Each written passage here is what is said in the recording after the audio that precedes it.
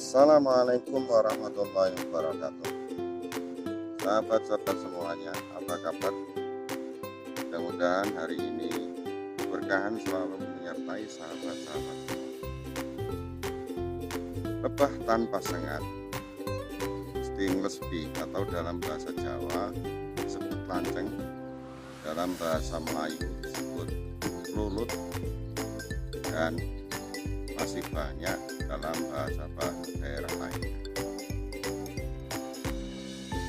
Lebah tersebut merupakan salah satu lebah tanpa sengat yang dalam pembudidayaannya sangat mudah, cukup menempatkan koloni-koloni tersebut di sekitaran rumah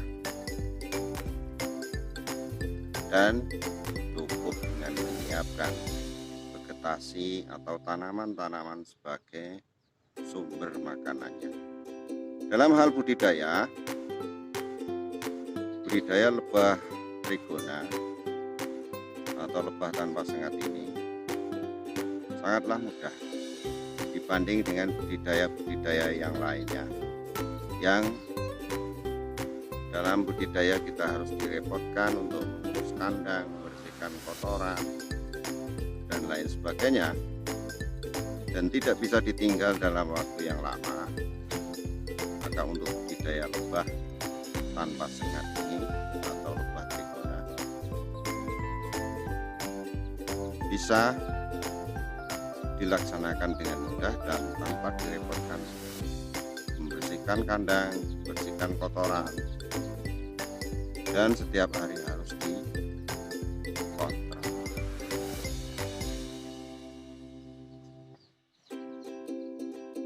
Selain mudah, budidaya lebah trigona juga ramah lingkungan karena tidak menimbulkan polusi, tidak menimbulkan bau, dan tidak pula menimbulkan pencemaran.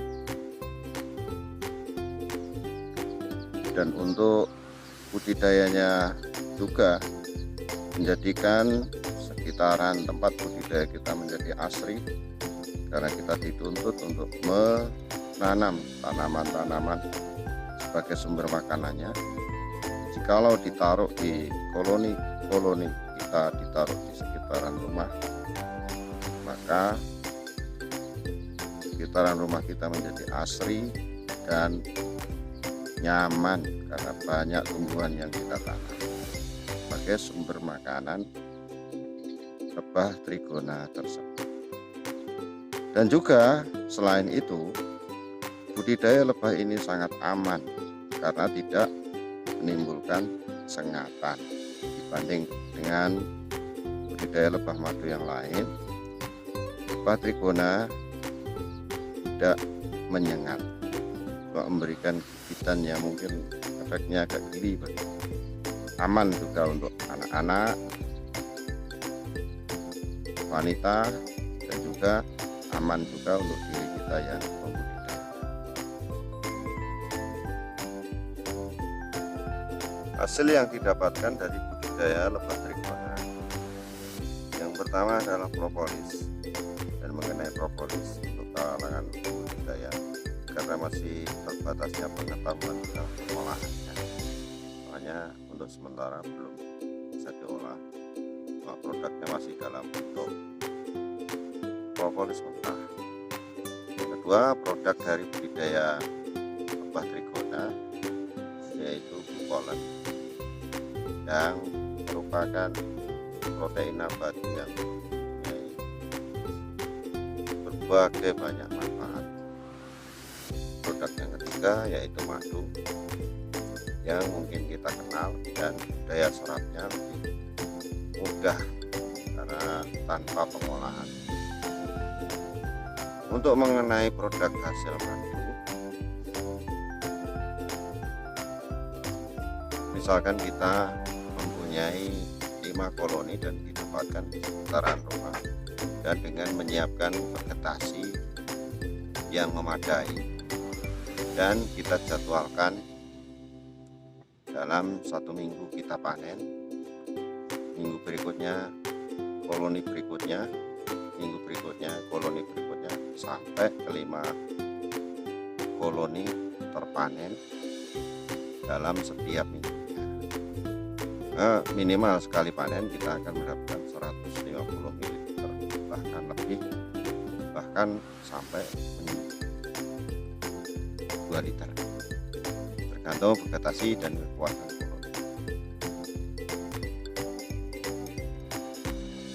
Dengan hasil panen tersebut, untuk kebutuhan madu dalam keluarga kita bisa memenuhi. Dari kita mempunyai 5 koloni dan kita tempatkan di sekitaran rumah, dan dengan menambah vegetasi buatan untuk support makanannya. Dengan hasil tersebut kita bisa mengkonsumsi madu tanpa harus bersekutuan. Biasanya kalau kita mendapatkan madu, kita selalu bersekutuan kepada pembulangnya, kepada resellernya, pengecernya, sekutuan apakah ini madu murni atau tidak. Tapi dengan kita membudidaya lebah trigona, selain rumah kita, karangan kita menjadi asri dan indah karena banyak bunga-bunga yang ditanam,